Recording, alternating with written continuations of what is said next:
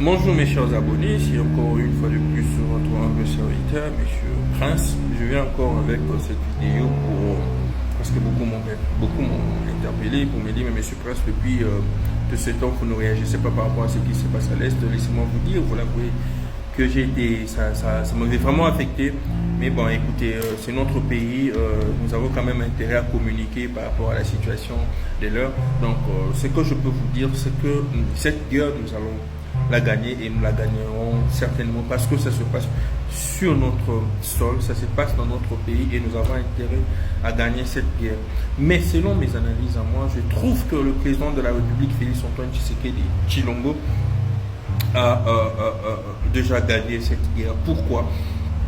Parce qu'il y a des voix qui se lèvent, il y a des déclarations qui fusent de partout pour condamner l'agression rwandaise et puis pour demander des sanctions à l'encontre de Paul Kagame et de son régime, en fait. Et ça, vous allez constater avec moi que le narratif a changé pour ceux-là qui suivent de près cette situation, pour ceux-là qui suivent ça ensemble avec moi, vous allez constater que le narratif a changé. C'est tout le monde qui déclare maintenant, c'est tout le monde qui veut maintenant que le Rwanda soit sanctionné. Et qu'est risquerait le Rwanda? Le Rwanda risque de perdre 1,5 milliard d'aide, en fait, parce que la communauté internationale, vous savez qu'il y a plus de 3 décennies que le Rwanda s'est victimisé, en fait. Il se pavanait partout en tant qu'un enfant abandonné, mais bon, attends, il y a l'aide qui venait de ça et là, mais laissez-moi vous dire quoi.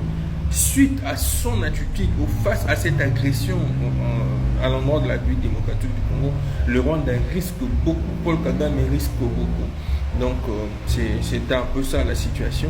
Et quant à nous, peuple congolais, nous avons, n'est-ce pas, intérêt à demeurer concentrés. Vous qui utilisez les réseaux sociaux comme moi, ce que je veux vous demander aujourd'hui, c'est que vous avez dans votre, peut-être avec les mégas que vous avez, faites des vidéos, faites des déclarations, postez ça dans vos réseaux sociaux. Vous avez l'Instagram, vous avez TikTok, vous avez Facebook, vous avez partout. Postez cela. Nous devons faire un maximum de bruit. Chacun de nous a intérêt, n'est-ce pas, à s'exprimer, à s'exprimer par rapport à ce qui se passe dans la République démocratique, à condamner l'agression et à demander, n'est-ce pas, aussi des sanctions à l'encontre de Paul Kagame.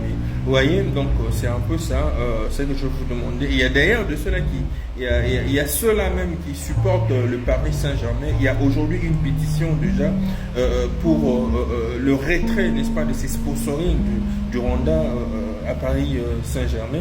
Donc si vous avez l'occasion, allez là-bas, allez signer cette pétition-là, parce qu'on a besoin juste de quelque chose de 17 000 signatures. Allez, moi je l'ai déjà fait, allez de l'autre côté, signez votre pétition pour que le Paris Saint-Germain, n'est-ce pas, ne puisse plus accepter les sponsorings du Rwanda, au fait, par rapport à ce qui se passe dans notre pays, suite, n'est-ce pas, à son agression, suite à l'agression de Paul Kagame. En tout cas, en tant que patriote, ce que je vous demandais de faire, c'est cela. Comportez-vous de cette manière-là, faites un geste pour ce qui se passe dans notre pays et que notre voix soit entendue un peu partout. Je vous remercie.